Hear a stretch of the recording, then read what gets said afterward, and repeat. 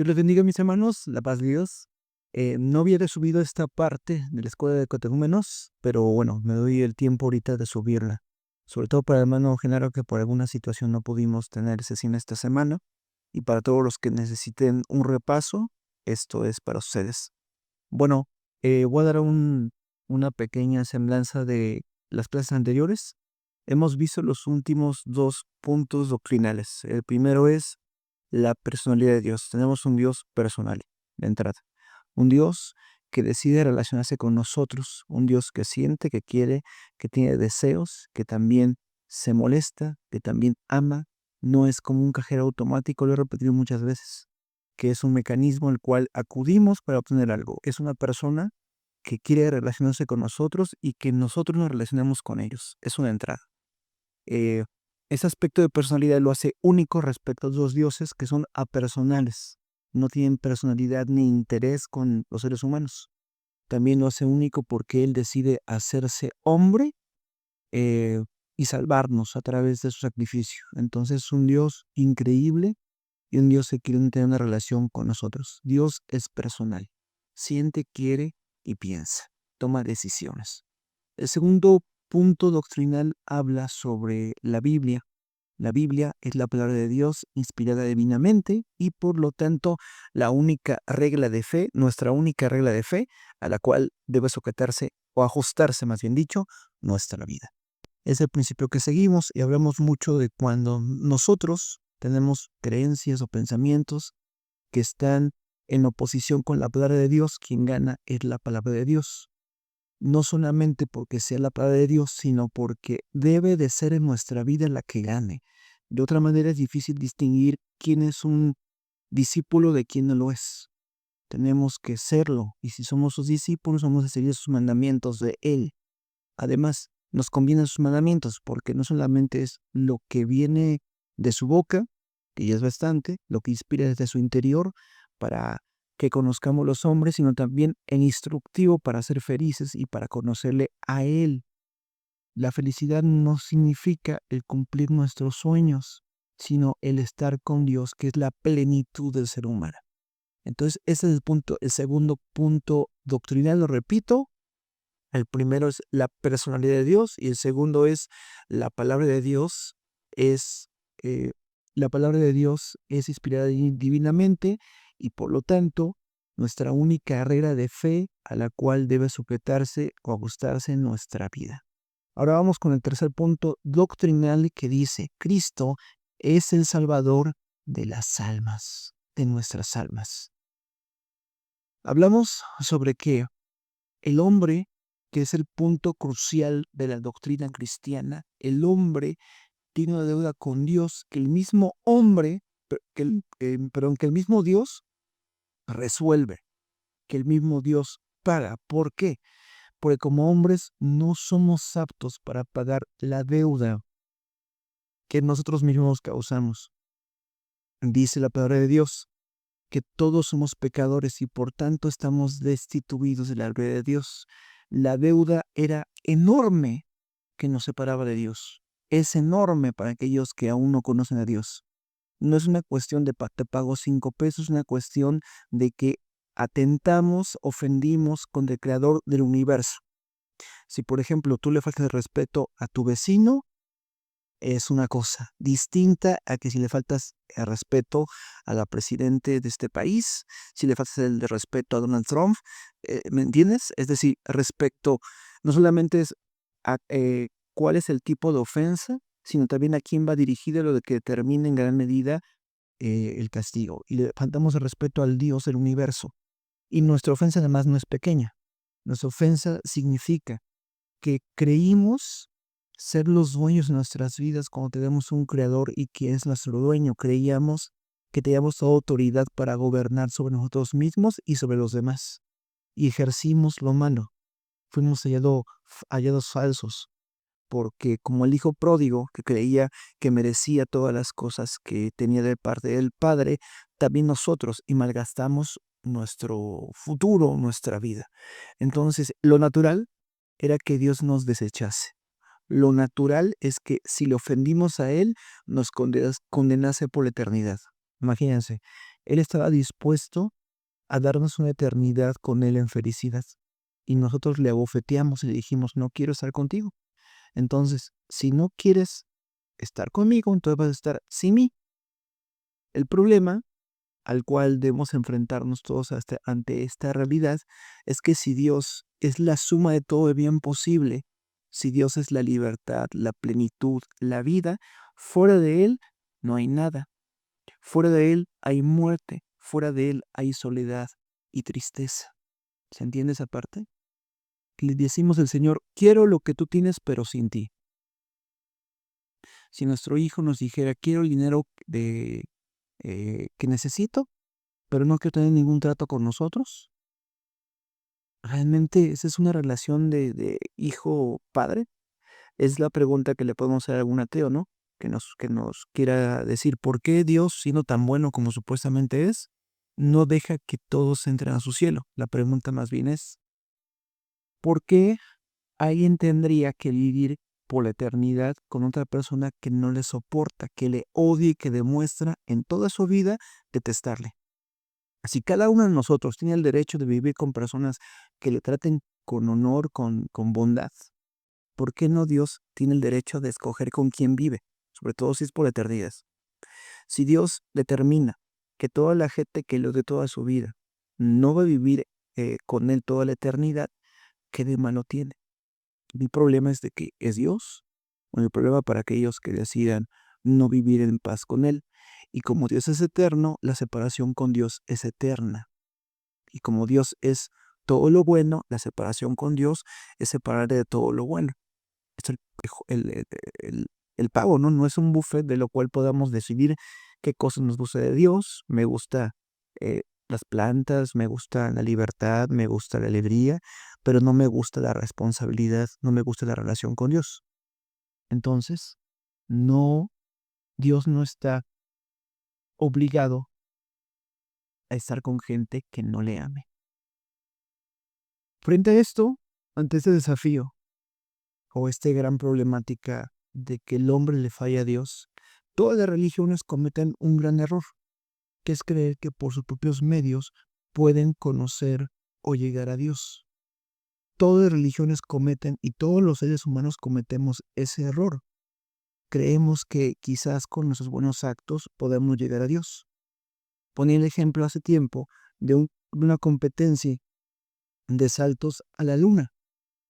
Y Michael Jordan, en sus buenos tiempos, podía saltar muchas veces más que nosotros, claro.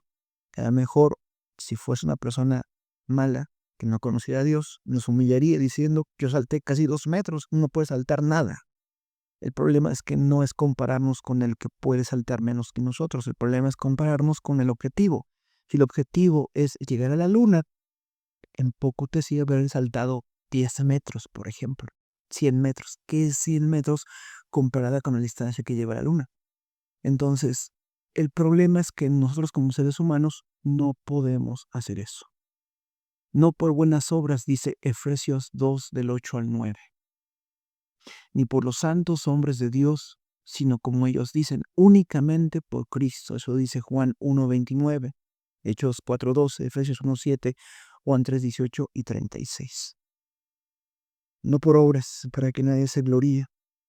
Por el sacrificio de Cristo te podemos entrar a Dios y conocer a Dios. Dice Juan, el texto insignia del cristianismo, porque de tal manera amó Dios al mundo, que entregó a su Hijo unigénito, para que todo aquel que en él cree no se pierda, mas tenga vida eterna. El sacrificio fue efectuado por Cristo, no por los hombres. Nuestras buenas obras o buenas intenciones no alcanzan sencillamente. Cualquier sistema religioso de este mundo se basa en lo que podamos hacer, en nuestra bondad o desempeño o incluso nuestra capacidad para desapegarnos de lo material. Pero el cristianismo no se basa en lo que el hombre puede hacer, sino en lo que Cristo ya hizo por nosotros. Cristo vino a la tierra para salvarnos. Para poder salvarnos, el Señor Jesucristo tuvo que morir en la cruz para consumar la redención del hombre, como lo dicen las escrituras en Mateo 27:50, Lucas 23:43. El Señor resucitó de entre los muertos al tercer día, lo cual da validez y poder salvador a su muerte. Es decir, mucha gente dice, ¿cómo es posible que la muerte de un hombre me pueda salvar del juicio eterno? ¿Qué tiene de buena ese hombre? La respuesta de entrada es que no es cualquier hombre, además de ser un hombre, es Dios. Luego, esto se legitima porque si no fuese así, el Padre no había permitido resucitar, porque a un mentiroso no le da testimonio a Dios. Pero como resucitó, valida que nuestra confianza está puesta en ese sacrificio, valida que Él es Dios. Y si Él venció la muerte para sí mismo, también tiene poder para vencerla para toda la humanidad. ¿De qué nos salva? ¿De qué nos salva? Del castigo que merecemos, o sea, las consecuencias de nuestro pecado. Por cuando todos éramos pecadores, fuimos destituidos de la gloria de Dios. Es decir, Dios no nos saca de su reino por mero capricho, sino porque intencionalmente nosotros decidimos despreciar a Dios. Eso es lo que dice Romanos en sus primeros capítulos, que teniendo conciencia de que existe un Dios, el hombre se inclinó a lo creado, a las bestias, a las aves, a las constelaciones, a la muerte, a la vida, a sí mismo nos inclinamos a cosas creadas, pero para despreciar al Señor. ¿Por qué? Porque lo creado tiene cierto peso, pero no tanta responsabilidad como ante un Dios que exige de nosotros reverencia y que es dueño de todo. Entonces, ay, entonces, de eso nos salva el Señor, nos salva de la condenación, de las consecuencias de nuestro pecado, pero también del propio pecado, porque el pecado no es libertad, sino esclavitos. El pecado nos tiene esclavos, nos tiene muertos. De hecho, así habla Colosenses, y ya no vivo yo, sino Cristo vive en mí. Colosenses 3. Y las cosas que vivo, las vivo en la fe del Hijo de Dios, el cual se entregó a sí mismo por mí. Entonces, estábamos muertos en nuestros delitos y pecados, seguíamos las corrientes de este mundo como todos los demás, lo dice en Efesios, y éramos por naturaleza hijos de ira, como todos los demás. ¿Qué es un hijo de ira? Aquel que está reservado para el día de la ira. Es decir, Dios va a desembocar toda la ira justa, santa, para todos aquellos que le provocaron la ira. Eso éramos dignos, reos de muerte, esclavos del pecado y por tanto enemigos de Dios y eventualmente íbamos a ser destruidos como todos los demonios, como todos los pecadores. Entonces, ¿qué se necesita para ser salvo? Es la pregunta del millón, ya teniendo que necesitamos ser salvos de esos pecados, solo por el sacrificio de Cristo. Cualquier otro sistema tenta contra esta verdad. El catolicismo dice a través del bautismo, la confirmación, la primera comunión, em, la boda o el volverte monje, el confesarte, el ir a misa y el séptimo es la extremaunción, puedes llegar a ser salvo y eso solamente si pasas por un purgatorio de forma correcta. Es decir, cuando dice, porque de tal manera envió Dios al mundo a su Hijo, para que todo aquel que cree no se pierda, mas tenga vida eterna, es como ser garante, para que todo aquel que crea en Jesús y se confirme y se confiese y vaya a misa y se bautice y se case o sea monje y tenga la unción y todo esto, va a tener vida eterna. Entonces, no es solamente Jesús. Pablo le dijo al carcelero, cree en el Señor Jesucristo y serás salvo tú y tu casa. Eso lo niegan los testigos de Jehová. Los testigos de Jehová dicen, bueno, sí, pero además tienes que cubrir tantas horas de servicio social predicando a los demás. Es decir, la gente que predica, esa de ahí no es salva. Si le preguntas, tú te vas a ir, tú vas a estar en la presencia del Señor, hoy si te mueres, vas a decir, bueno, es que estoy cumpliendo los requisitos que Dios manda, porque Jesús dice, si no me habéis cumplido mis mandamientos, y el mandamiento de Jesús es que yo vaya con mi kiosco, con mis revistas y las venda, o las pague yo de mi bolsillo, para ser salvo. Entonces invalida el mandamiento. Un mormón, pero un adventista sí, te va a decir, bueno, sí, Jesús salva, pero conduíate los sábados y no comas carne, etcétera. Es decir, los sistemas religiosos humanos son muy dados a poner requisitos además de Jesús, con lo cual se niega que Jesús sea el único medio de salvación. Y dijimos también en la clase, digamos, en persona, que incluso como cristianos muchas veces ponemos cargas sobre nosotros mismos o sobre otros para ser cristianos. Dice Jesús que creas en el Señor Jesucristo y serás salvo tú y tu casa. Pero además le podemos decir, no, además de eso, tienes que vestir como yo visto, ponerte corbata si no eres cristiano. Además de esto, tienes que hacer todos estos pasos, dejar todos tus pecados. Evidentemente, nadie tiene como cristiano que seguir pecados, pero dice algunos, ¿no? Tienes que dejar sus pecados para ser salvo. No se trata de eso, sino que tú dejas los pecados porque Dios te hizo salvo. Es muy distinto. No te estás ganando la salvación, porque aquel que se gana algo no se le cuenta como gracia, sino como deuda. Para muchos les maravilla esto. ¿Cómo es posible? No me la creo. He tenido tantos pecados en mi vida o he visto a esta persona tan pecador que no le creo que Dios sea tan bueno con esa persona para salvarle con pura gracia a través del sacrificio de Cristo. Entonces somos dados a ponernos o poner sobre otros pasos. Y eso no es el evangelio en lo que enseña Jesús. Sí, cambiamos nuestra vida, nos santificamos, hacemos buenas obras, pero porque somos salvos, no para ganarnos la salvación, que es muy distinto. Porque somos salvos, trabajamos, perdonamos, amamos, predicamos, no para ganarnos algo que ya nos fue entregado. Esa es la gran diferencia entre los sistemas religiosos humanos y la verdadera religión que está basada en el sacrificio de Cristo. Vamos al punto. Jesús es el salvador de nuestras almas. Es el único salvador de las almas. No hay más. No hay más. Y esto es algo que debe quedarse hondamente clavado en nuestro corazón. Yo soy salvo solamente por creer en el hermoso sacrificio de Cristo. Creo con mis acciones, creo con mi vida, creo con mi lengua, creo con todo. Si yo creo y heredo y me muero, voy con Cristo. Así como el ladrón en la cruz murió, bueno, antes de morir dijo, acuérdate de mí cuando estés en tu paraíso, en tu reina. Jesús le dijo, de cierto te digo, que el día de hoy estarás conmigo. Es decir, ese día se iba a morir en la cruz por sus crímenes. Pero Jesús no esperó a que remediara todos sus crímenes para salvarle. Le salvó, le salvó. Y esa es la lección prácticamente de, de esta sesión. Jesucristo es el Salvador de nuestras almas, Salvador de todas las almas que se inclinan ante Él, y es para meditarlo con calma. Es también para poder entregarse a otras personas. Tarea para usted, hermano Genaro.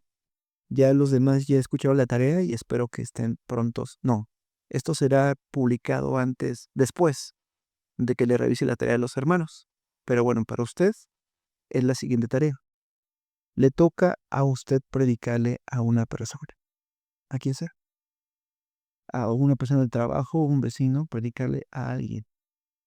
Es todo, es toda la instrucción. Ya hemos visto esas clases que nos han mostrado, o no hemos tenido algunas tareas donde hemos respondido a qué es la gracia con un dibujo, cómo se muestra la gracia de Dios hacia mi vida y cómo se muestra la gracia de Dios en Jesucristo. Son 3 tareas que tienen como finalidad prepararnos para esta tarea. La tarea es, predícale a alguien, hermano, a quien sea, como puedas, y me platicas cómo te fue.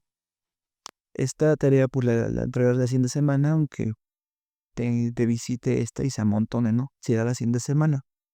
Y pues creo que es todo lo que se mencionó en la clase. Repasando, vamos a hacer un repaso rapidísimo. Existen 2 sacramentos, el bautismo y la mesa del Señor. Son sacramentos porque son instituidos, son mandatos de Jesucristo para su iglesia. Y solamente son 2, no 7 como la iglesia católica.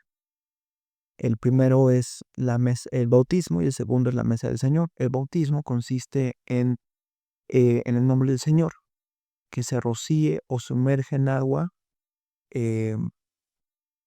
simbolizando y mostrando una nueva vida en arrepentimiento. Se hace en el nombre del Padre, del Hijo y del Espíritu Santo y con convicción de que se está entregando la vida al Señor. No se le puede engañar al Señor, a lo mejor se puede engañarse a uno mismo o al pastor o al que le sumerge en la pila bautismal, pero no a Dios. Entonces hay que hacerlo con seriedad, sin ninguna presión. Hay bautismos en río, hay bautismos con agua caliente, hay bautismos en tambos, hay bautismos con agua fría, hay bautismos donde se rocea a la persona en la cabeza porque no puede mojarse completamente. Todos son válidos mientras sean en el nombre del Padre, del Hijo y del Espíritu Santo y sea con convicción. Em, Hay cosas que nos acercan a Dios y cosas que no nos acercan a Dios. Las que nos acercan son las siguientes: la palabra de Dios, la oración, el congregarnos, el ayunar, el predicar, son cosas, los cantos de alabanza son cosas que nos acercan a Dios. Las que no nos acercan son a el fanatismo, que es agredir a otros porque no comparten nuestras creencias, el legalismo, que es eh, no em, el poner cosas que nos validen delante de Dios en lugar de su presencia, como moral o vestimenta u otras cosas. Tampoco somos fetichistas ni atribuimos a una Biblia como talismán poder. Más bien atribuimos que Dios inviste a cada persona con su presencia cuando le acepta como su salvador esta persona. Dentro de la Iglesia Cristiana Interdenominacional de la ICE a la cual pertenecemos, creamos nuestro propio resumen de las doctrinas básicas de la Biblia, así como hay un credo apostólico, el de Nicea, que vimos en algunas clases entre semana, que es un resumen de la creencia cristiana. También la Iglesia Cristiana Interdenominacional a la cual pertenecemos hizo su propio resumen de doctrinas, que son los 8 puntos doctrinales. El primero de los cuales, ya lo mencioné hace rato, es la personalidad de Dios.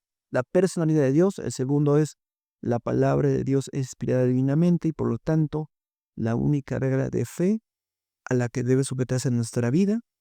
El tercer punto doctrinal que vemos el día de hoy: Jesús es el Salvador de nuestras almas o de todas las almas que se acerquen a Él y le pidan auxilio y acepten su poder, su perdón. Y estaremos viendo los otros 5 puntos doctrinales a continuación. Hermano, repase, estudie cada uno de los temas. Están ahí en YouTube, en el canal donde está este video. Todos repasen cada uno de esos temas, le está apoyando. Memoricen, recuerden el texto de Mateo 28. Se me olvidaba eso. Mateo 28, 20, 21. Creo que 19 les dejé, ¿no? 19, 20, 21 o 20, 21. Ahorita se queda pendiente también Romanos 8, ¿qué? Creo que 8, 38. 8, 38, 39, si no me equivoco. A ver. Corintios.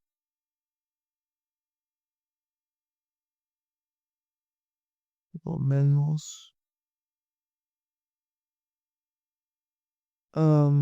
Sí, Romanos 8, 38 y 39. Entonces van dos textos, que es primero Mateo 28, 19, 21. Romanos, a ver, voy a buscarlo bien porque creo que no era tanto. No, no es 21, 19 al 20, no tiene 21. Mateo 28, 19 y 20 es el primer texto a memorizar. El segundo es Romanos 8, 38 y 39. Y el último texto a memorizar es Colosenses 3, 1 al 4. Entonces, es el adelantado, no se va a pedir, pero necesito que se lo aprendan.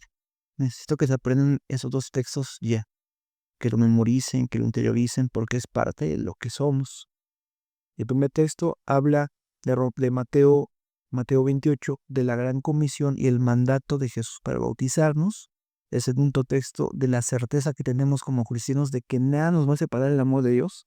Y el tercer texto es de la necesidad del creyente de crucificar cada área de sus vidas y del bautismo reconocer que ahora ya no vivo yo, sino Cristo vive en mí. Entonces, es todo por esta grabación. Espero les sirva mucho en la semana que puedan ir repasando todos los contenidos que estamos subiendo y yo les bendiga mucho. La paz de Dios.